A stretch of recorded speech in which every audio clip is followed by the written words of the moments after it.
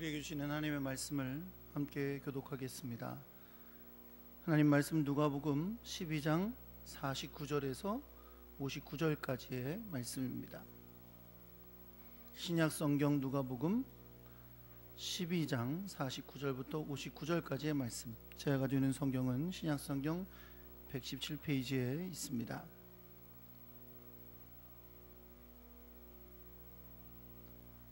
누가복음 12장 49절부터 교독합니다. 내가 불을 땅에 던지러 왔노니 이 불이 이미 붙었으면 내가 무엇을 원하리요?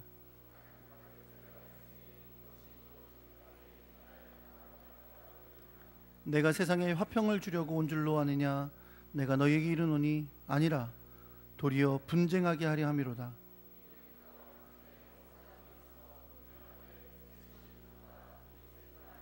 아버지가 아들과 아들이 아버지와 어머니가 딸과 딸이 어머니와 시어머니가 며느리와 며느리가 시어머니와 분쟁하리라 하시니라.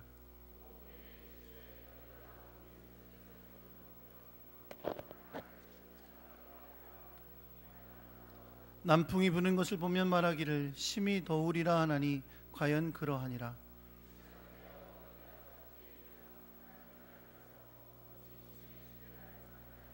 또 어찌하여 옳은 것을 스스로 판단하지 아니하느냐?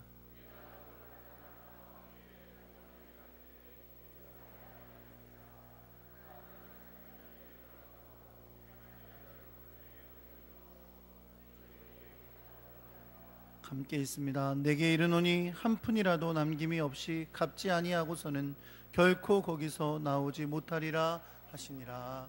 아멘.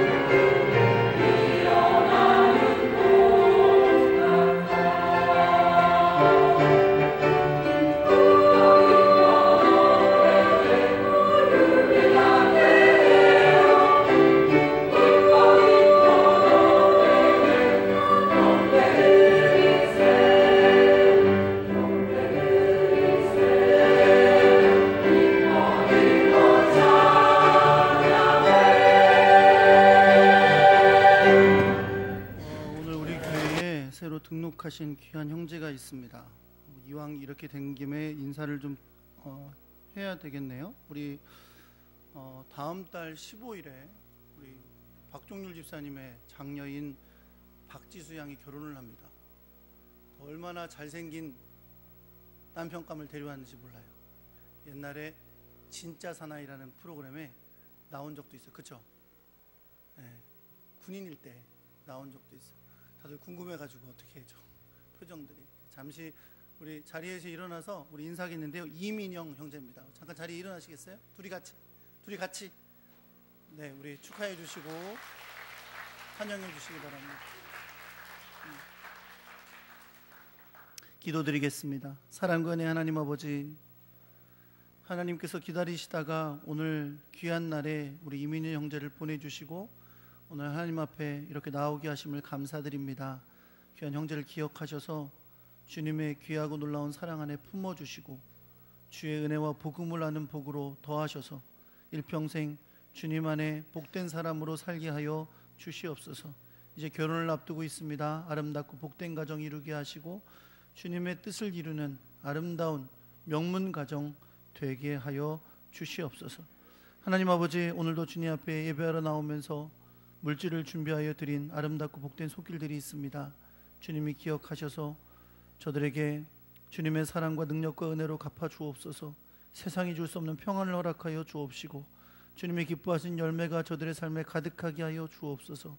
힘들고 어려울 때 용기와 지혜를 주시고 모든 것마다 하나님의 영광을 드러내는 복된 삶이 되게 하여 주옵소서. 말씀을 듣습니다. 귀 기울여 마음을 다하여 듣게 하시고 성령님의 깨우쳐 주심과 은혜의 역사가 함께하는 시간이 되게 하여 주시옵소서. 우리 주 예수 그리스도의 이름으로 기도합니다. 아멘. 할렐루야. 옆에 계신 분들하고 인사하겠습니다. 잘 오셨습니다. 사랑합니다.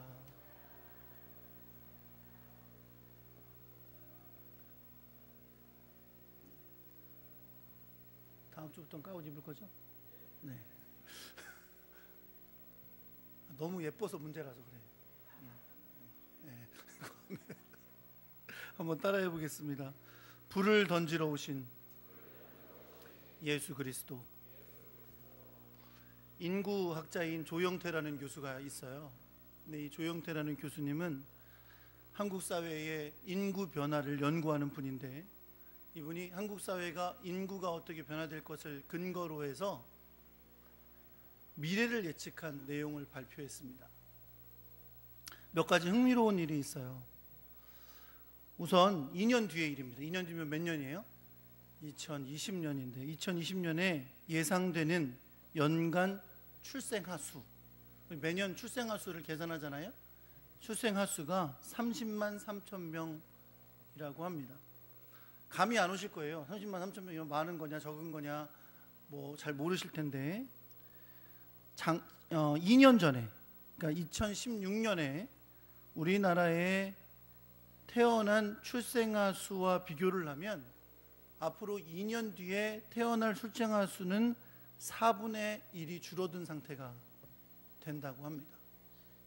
2년 전에 태어난 아이들보다 2년 뒤에 태어난 아이들이 4분의 1이 적을 거라는 거죠. 얼마나 한국 사회의 인구 감소가 지금 빠르게 이루어지고 있는지를 보여주는 지표라고 할 수 있습니다. 또 지금부터 5년 뒤면 2023년이죠. 23년에는 만 18살이 되는 고등학교 3학년 아이들의 인구가 43만 명이 된다고 합니다. 그때 우리나라의 대학 정원은 50만 명이고요. 아싸, 7만 명이나 남아요. 대학 정원에 비해서 대학에 들어가고자 하는 아이들이 그렇게 많이 남는다고 해요. 2024년이 되면 6년 뒤죠. 6년 뒤밖에 안 돼요. 어린아이를 둔 젊은 층이 대폭 줄어든답니다. 인구가 계속 줄어왔으니까 그렇겠죠. 그래서 이 인구학자가 예측하기를 이 어린 자녀들을 둔 젊은 층을 주된 고객으로 두고 있는 대형 마트들이 상당수가 문을 닫을 것이다, 이렇게 보고 있어요. 6년 뒤의 일입니다. 그리고 2028년 10년 뒤의 일이죠. 10년 뒤에는 90세가 넘는 분들의 인구가 대한민국 안에서 50만 명이 넘을 것으로 봅니다. 지금 1년에 태어나는 아이들이 30만 명 정도 될 거로 보거든요. 근데 이제 90세를 넘으시는 노인분들이 50만 명이 넘을 것이다, 이렇게 보고 있습니다. 그리고 2035년, 지금부터 17년 뒤에는 여성들 3명 중에 1명이 65세 이상이 되는 할머니 대국이 될 것이다. 이렇게 예측을 하고 있습니다. 여러분, 이 예측들은 인구의 통계를 가지고 만든 예측들이에요. 그러니까 거의 맞아 떨어진다, 이렇게 볼 수 있는 거죠. 한국 사회가 어떤 사회로 변화돼 갈지를 그냥 인구 통계만으로도 예측할 수가 있는 것이 많이 있는 것입니다. 이거 말고도 미래를 예측하는 여러 가지 일들이 있어요. 특별히 이제 미래를 준비해야 될 젊은이들이 어떻게 진로를 택해야 되고 어떤 것을 인생의 목표로 삼고 살아가야 되는지를 예측해주는 여러 가지 지표들이 최근에 많이 나와 있습니다. 미래를 살아갈 젊은이들은 미래를 잘 예측할 줄 알아야죠. 한국 사회가 어떻게 변화될 건지를 알아서 자기의 미래를 준비할 줄 아는 것이 중요한 일일 수 있습니다. 지금 우리가 살아가는 것도 사실은 옛날에 별로 각광받지 못했던 것에 고집스럽게 열심히 했던 사람들이 각광받게 된 일들이 있어요. 요즘 우리 어렸을 때는요, 애들이 오락실만 갔다 하면 난리를 쳤습니다. 그렇죠? 오락실 갔다고 애들 때려본 적 있으시죠? 거기다 또 PC방은 불량배들만 가는 줄 알았어요. 그때 요즘은 웬 게이머들이 그렇게 많아가지고 프로게이머들이 얼마나 돈을 많이 버는지 몰라요. 게임하면서 돈 벌어요. 그렇죠? 우리 어렸을 때는요, TV 보고 그러면 바보 상자라고, TV만 보고 있는 사람 바보 취급했는데 요즘은 유튜브라는 개인 방송을 통해서 한 달에 4천만 원씩 버는 사람들이 얼마나 많이 있는지 몰라요. 아마 제가 보기에는 그런 아이들은 전부 다 지금 그렇게 돈을 벌고 사는 사람들은 아마 어렸을 때는 다 불량하다고, 잘못된 길을 가고 있다고 욕먹었던 사람들일 수 있어요. 똑똑한 젊은이들이라면 미래를 준비할 때 과거에 얽매여 있지 않을 거예요. 근데 우리나라 젊은이들의 문제가 뭐냐면 전부 다 어머니 아버지의 과거에 얽매여 있대요. 그래서 어머니 아버지가 원하는 것이 자기 꿈이 되는 게 되게 많아서 어머니 아버지 옛날부터 다 어렸을 때 어렸을 때 우리는 어디 가야 잘 된다, 어디 가야 돈 잘 번다, 뭐 이런 게 있었잖아요. 미래는 전혀 그렇지 않은데 아직도 부모님들이 그런 생각을 갖고 있으니까 자기 아이들에게 진로를 글로 가도록 인도하는 일이 많다는 거죠. 갑자기 제가 젊은이들의 성공을 위해 미래를 예측해주는 이런 무슨 전문가가 된 것처럼 여러분에게 말씀을 드렸지만 다 들어서 아는 거고요. 저는 목사니까 저는 여러분에게 권고합니다. 여러분, 이 시대에 하나님의 뜻을 분별하는 영적인 일을 예측하는 영적인 분별력이 있는 여러분과 제가 되기를 우리 주 예수 그리스도의 이름으로 축원합니다.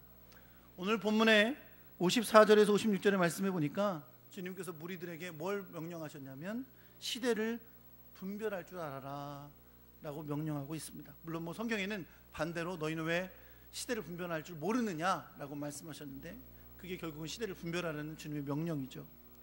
예수님은 당시 사람들이 날씨를 예측하는 것을 예로 드셨어요. 그 당시 팔레스타인 지방에서 사람들은 구름이 서쪽에서 떠오르면, 구름이 서쪽에서 막 일어나면 뭐라고 예측했냐면 이제 곧 소나기가 오겠구나 라고 예측했어요. 왜냐하면 서쪽은 지중해거든요. 근데 그 나라는 대부분 지중해에서 올라오는 이 습기 때문에 구름이 만들어지고 그거로 인해서 비가 왔기 때문에 서쪽에서 구름이 올라오면 야, 이제 좀 있으면 소나기가 내리겠다 라고 예측했다는 거예요. 또 남풍이 불어오면, 남쪽에는 광야가 있습니다. 광야 사막이 있어요. 그 남측에서 바람이 불어오면 남측엔 뜨거운 곳이니까 당연히 어떤 바람이 와요? 뜨거운 바람이 올 거 아니에요. 그 남측에서 바람이 불기 시작하면 이제 곧 더워지겠구나 라고 예측했다는 거예요. 예수님은 사람들에게 이렇게 너희가 징조를 보고 날씨가 어떨지는 예측하면서 왜 이 시대를 분간하지 못하느냐 라고 책망하십니다.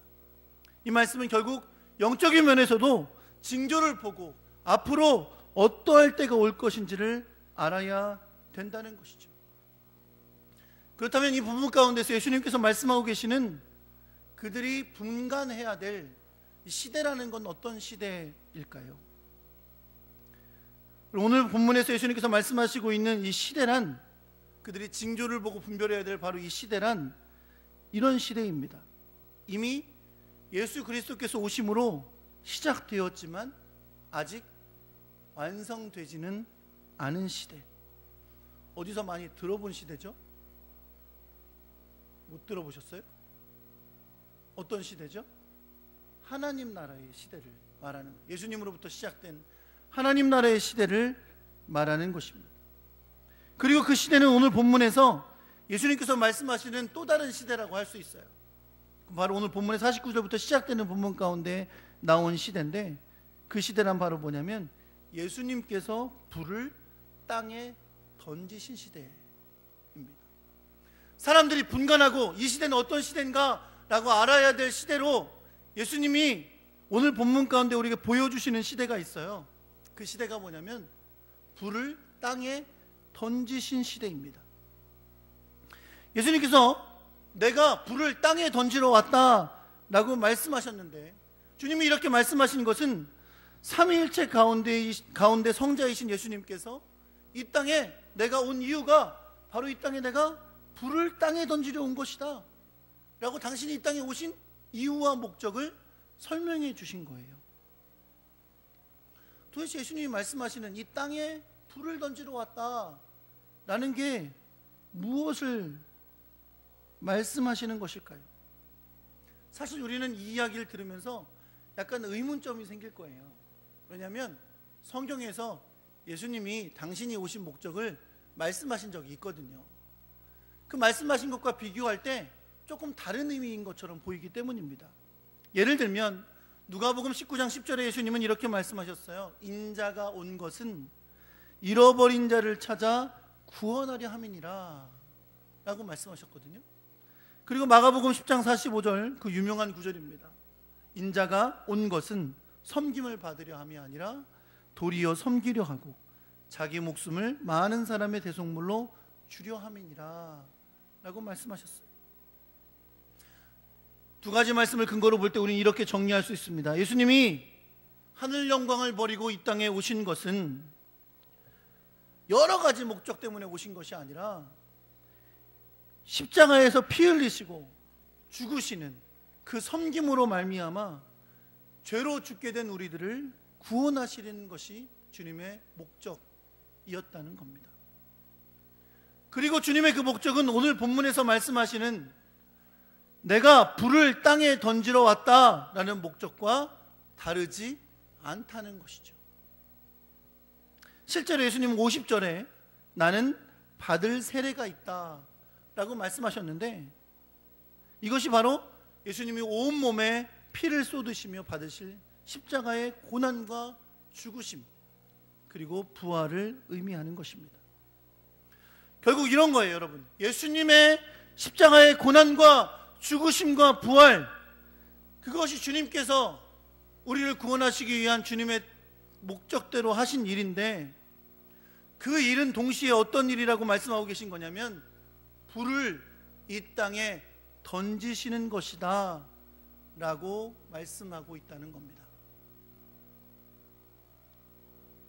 도대체 불을 이 땅에 던지신다 라고 하신 주님의 말이 무슨 뜻일까요? 여러분, 성경에서 불은 여러 가지 의미로 사용됩니다. 빛이라는 의미와 함께 불은 하나님의 임재를 상징하는 것이 되기도 했어요. 예수님이 천지를 창조하시면서 빛이 있으라 하시며 창조하셔서 주님의 창조의 시작이 되기도 했고요. 또 모세에게 나타나셨을 때 가시떨기가 타고 있는 불 가운데 주님이 나타나셨습니다. 이스라엘 백성의 광야 생활 중에는 구름 기둥과 불 기둥으로 그들을 인도하셨고요. 요한복음에 보면 예수님은 이 땅에 오신 빛이라고 말씀하셨습니다. 성령님이 오순절에 내려오셨을 때 불이 혀가 갈라짐같이 내려왔다고 말씀하고 있습니다. 그런데 오늘 본문에서 말하는 불은 예수님께서 이 땅에 던지러 왔다고 하셨기 때문에 단순한 임재의 의미는 아닙니다. 그러면 예수님이 던지신 불은 무엇이냐? 예수님이 던지신 불은 바로 정화와 심판을 나타내는 불입니다. 구약성경에 보면 여러 선지자들이 여호와의 날, 종말의 날을 선포하면서 어두움의 날, 두려움의 날이라는 의미로 이 불을 상징하여 썼습니다. 이날은 하나님께서 하나님의 백성과 하나님께 불순종하는 백성들을 구별하시는 날이 되는 날입니다. 예수님께서 이 땅에 던지러 오셨다 하시는 이 불은 바로 이 불을 통해 정결케 금을 정결한 가운데 추출해 내듯이 정화와 심판을 통해 참된 하나님의 백성을 구별하시는 것을 의미하는 불입니다. 그래서 여러분, 이렇게 불을 땅에 던지시는 예수님의 사역은 51절에서 이렇게 다른 말로 표현이 되어 있습니다. 내가 세상에 화평을 주려고 온 줄로 아느냐? 내가 너희에게 이르노니 아니라 도리어 분쟁하게 하려 함이로라. 여러분, 이 말씀은 우리로 하여금 잠시 멈칫서서 고개를 갸우뚱하게 만듭니다. 왜 그렇습니까? 우리는 예수 그리스도가 하나님과 원수되었던 죄 가운데 있던 우리를 화평케 하기 위해 오신 분으로 알고 있기 때문입니다. 오늘 본문에서 예수님께서 내가 너희에게 화평을 주려 온 줄로 아느냐? 아니다 라고 하신 것은 예수님께서 십자가의 죽으심으로 말미암아 우리와 하나님을 화평케 하신 것이 아니라고 부정하시는 것이 아닙니다. 그것이 아니라 주님이 행하신 이 십자가와 부활이 하나님과 죄인이었던 우리를 화평케 했지만 동시에 이것은 세상 가운데 분쟁을 일으키는 것이다 라고 말씀하고 있는 것입니다.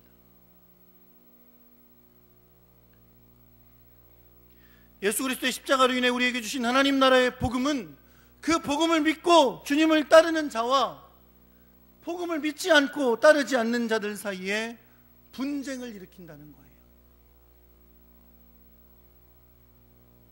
오늘 본문의 52절에서 53절까지의 말씀에 보면 이렇게 분쟁이 일어나는 것을 가정 가운데 일어나는 걸로 보여줍니다. 5사람이 있는 집에서 3명과 2명이 혹은 2이 3이 분쟁할 것이라고 말씀합니다. 아버지와 아들이, 아들이 아버지와, 어머니와 딸과 딸이 어머니와, 시어머니와 며느리와, 이건 흔히 있는 일이죠. 며느리가 시어머니와 분쟁할 것이라고 말씀합니다. 사실 여러분, 이 누가복음이 기록되고 있을 초대교회 시절에는 예수를 믿고 가정 가운데 여러 가지 불화를 겪는 일들이 많이 있었어요. 예수를 믿는 사람과 믿지 않는 사람이 한 가정 가운데 있게 되면 여러 가지 불화가 있었죠. 우리나라도 저 어릴 때만 해도 정말로 박해를 많이 당하는 여성 성도들이 참 많이 계셨습니다. 사랑하는 성도 여러분, 예수 그리스도께서 하늘 영광을 버리시고 이 땅에 오신 줄 믿으시기 바랍니다. 우리와 똑같은 육신을 입으셨던 예수님은 겟세마네에서 그 고통을 드러내시고 아픔으로 기도하셨지만 결국 주님의 뜻이 이루어지기를 간구하시면서 구원의 십자가의 길을 가셨습니다. 그리고 죽음에서 부활하셔서 우리에게 구원의 은혜와 부활의 소망을 주신 것을 여러분 믿으시기 바랍니다.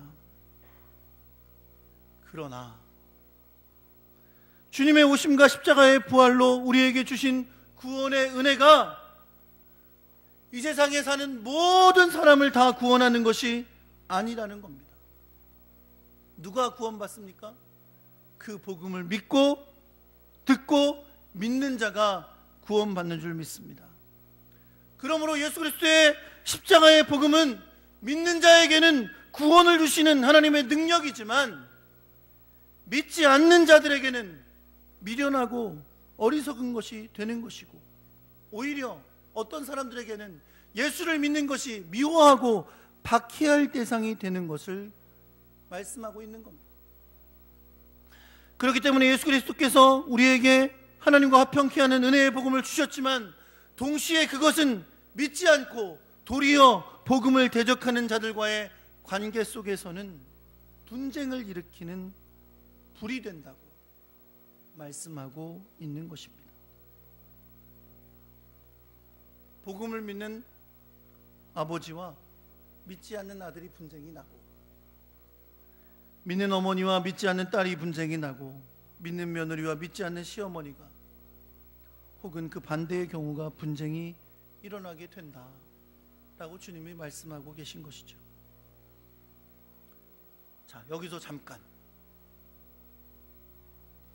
혹 우리는 이런 상황 가운데 이런 질문을 할 수 있습니다. 여러분 중에 아마 이런 질문을 하시는 분들이 평소에도 계실지 모르겠어요. 과연 우리가 가정의 분쟁을 일으키게 할 정도로 믿어야 될까요? 좋은 질문입니다. 아마도 여러분 중에 적지 않은 분들이 이런 부분에 고민을 하고 계실지도 모릅니다. 사랑하는 성도 여러분, 오늘 여러분과 제는 말씀의 의미는 마태복음 10장의 말씀에서 명확해집니다.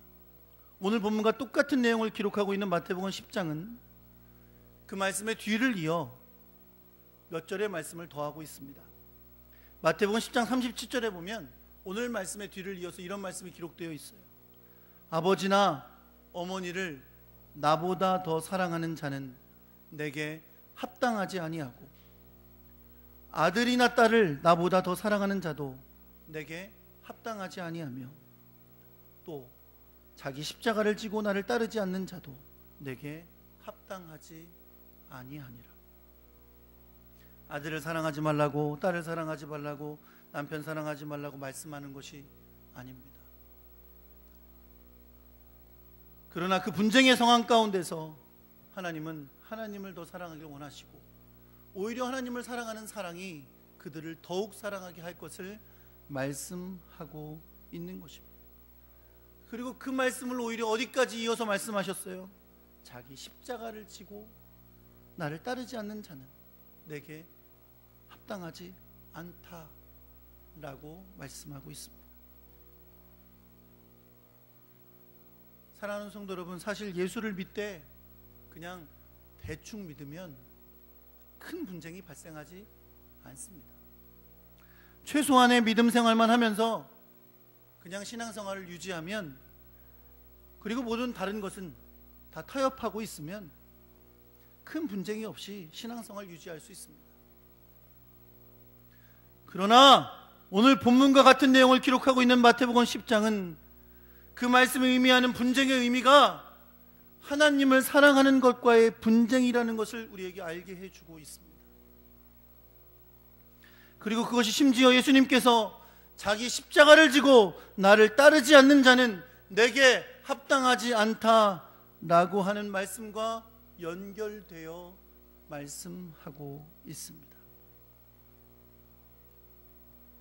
사랑하는 반석교회 성도 여러분, 저는 오늘 설교를 정리하면서 여러분과 저의 마음속에 갈등을 던지려고 합니다. 주님을 따르는 십자가의 길은 분쟁을 일으킵니다. 주님이 우리에게 주신 구원의 은혜는 우리에게 이 땅에 불을 던지신 것이기 때문입니다. 다른 말로 하면 타협을 허락하지 않으셨다는 겁니다. 주님은 분쟁이 일어난다고 하셨습니다. 그것이 주님이 십자가를 지시고 우리를 구원하시면서 던지신, 이 땅에 던지신 불입니다. 그런데 주님은 그 불을 피하라고, 분쟁이 없을 거라고 말씀하시지 않으셨습니다. 오히려 주님은 그런 상황 속에서 주님을 더 사랑하고 자기 십자가를 지지 않으면 하나님께 합당하지 않다고 우리에게 말씀하고 계십니다. 우린 지난주에 말씀에 주님이 언제 오실지 모른다고 말씀을 나누었어요. 기억하시죠? 주님이 언제 오실지 모른다는 것은 아주 주님이 오실지가 멀었다는 것을 뜻하는 것이 아니라 언제든 주님이 오실 수 있다는 걸 뜻하는 겁니다. 주님이 언제든지 오실 수 있는 이 시대를 살아가고 있는, 이 시대를 분간하는 사람이라면 타협하면서 보낼 시간이 없는 거예요. 주님이 언제 오실지 모르는 이 시대를 분간하는 사람들은 십자가의 길을 택하는 사람들인 줄 여러분 믿으시기 바랍니다. 그것이 이 땅에 주님이 던져진 불이어서 분쟁을 일으키지만, 그래서 그 분쟁으로 인해 고난과 어려움을 만나지만 그래도 십자가의 길을 택하는 사람, 그것이 이 시대를 분간하는 하나님의 사람들인 것을 여러분 믿으시기 바랍니다. 신앙생활을 잘하길 바라는 부모와 별로 그러고 싶지 않은 자녀, 갈등이 일어납니다. 근데 다투기 싫죠. 자녀들하고 다투는 것처럼 스트레스 받는 일이 없으니까 다투기 싫어요. 말 안 하려고 해요. 그러나 여러분, 갈등을 피하다가 신앙을 잃어버리면 주님이 언제 오실지 모르는 시대를 살아가고 있는 우리가 시대를 분간하지 못하고 사는 거 아닐까요? 요즘 충격적인 사실은 아이들의 신앙을 잃게 만드는 가장 첫 번째 이유가 부모님이래요. 아이들에게 설문조사를 했어요. 신앙생활을 파괴한 첫 번째가 뭡니까? 다 부모님이라고 적었어요. 부모님들이 신앙생활을 방해한대요. 도대체 어떻게들 하시게 그래요? 우리는 안 그러죠. 우리는 그런 사람들이 아니니까. 그렇죠? 근본적으로 그런 사람들이 아니야. 그런데 상당수의 아이들이 내 신앙생활을 방해하는 게 부모님이라고 적고 있어요. 왠지는 여러분 스스로 생각해 보시기 바랍니다. 그렇게 부모들이 세상과 타협하면 아이들의 신앙을 잃게 만듭니다. 직장 생활에서 직장 동료들과 상사들과 갈등 겪기 싫어서, 친구들 사이에 다투기 싫어서 혹시 타협하고 계시지는 않습니까? 물질의 욕심 때문에 육신의 즐거움을 찾다가 십자가를 지는 제자의 삶을 포기하고 타협하고 있지는 않으십니까? 사랑하는 성도 여러분, 갈등이 일어나고 있다면, 분쟁이 일어나고 있다면 오히려 그것이 주님이 역사하고 계신 곳인 줄 모릅니다. 오히려 이 악한 세상에서 주님의 백성으로 살아가면서 갈등도 없고 분쟁도 없고 고난도 없는 삶을 아무렇지도 않게 살아가고 있다면 그것이 오히려 뭔가 문제를 가지고 있는지도 모릅니다. 주님을 따르려다가 만나는 분쟁과 갈등과 고난, 타협의 대상이 아니라 믿음으로 이겨내야 할 대상인 것을 여러분 믿으시기 바랍니다. 뱀같이 지혜롭고 비둘기같이 순결하여 이 세상 가운데 주님의 사람으로 승리하며 살아가야 할 것입니다. 십자가를 지려고 이 땅에 오셨던 예수님을 사탄이 광야로 데려가서 유혹했어요. 유혹의 내용이 세 가지지만 결국 이 유혹의 내용의 핵심은 뭐냐면, 네가 왜 십자가의 고난을 지어야 해? 돌을 떡으로 만들 수 있고 뛰어내리면 천사들이 받쳐줄 거고 온 세상을 다 권세를 가질 수 있는 네가 왜 그 고난의 길을 가야 해? 라고 귀에 대고 유혹했던 거예요. 주님은 그 사탄의 유혹을 물리치고 십자가의 길을 걸어가신 것을 여러분 믿으시기 바랍니다. 오늘도 우리에게 말씀할 거예요. 말씀할 거예요가 아니라 사탄이 와서 귀에 대고 말할 거예요. 뭐로 그렇게 갈등을 겪어? 그냥 놔둬. 그냥 타협해. 쉬운 길로 가. 시대를 분별하지 못하는 사람은 그 타협에 귀 기울일 겁니다. 그러나 언제든 주님이 오실 수 있는 이 하나님 나라의 시대에 살고 있는 우리들이라면 우리는 타협할 수 없는 거고 믿음의 결단을 내려야 되는 우리들의 삶임을 여러분 믿으시기 바랍니다. 타협하고 걸어가는 길, 좁은 길로 가는 길이 아니라 넓은 길로 가는 길입니다.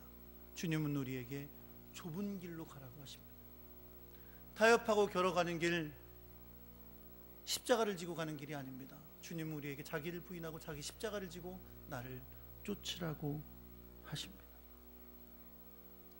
여러분과 제가 타협의 유혹 가운데 믿음으로 승리하는 하나님의 사람 될 수 있기를 우리 주 예수 그리스도의 이름으로 축원합니다. 믿음의 결단과 믿음으로 나아가는 길 가운데 주님이 우리와 함께하여 주실 것입니다. 성령이 우리를 도우셔서 지혜를 주시고 믿음으로 승리하게 도와주실 것을 여러분 믿으시기 바랍니다. 어떨 때요? 결단하고 믿음으로 걸어갈 때. 그런 믿음의 사람 되시기를 우리 주 예수 그리스도의 이름으로 축원합니다.